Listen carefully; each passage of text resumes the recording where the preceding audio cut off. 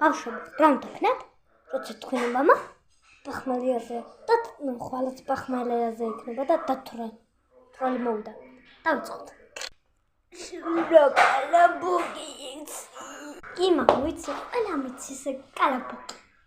ხოდა ის კალაბუკი შემოიკიდა ხოდა ჩვენ მოვაცლოთ კინდერ სურპრიზი და გავხსნათ და ვნახოთ სათამაშოა და შევჭამოთ.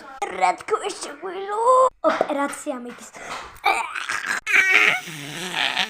კიდე ცოტა.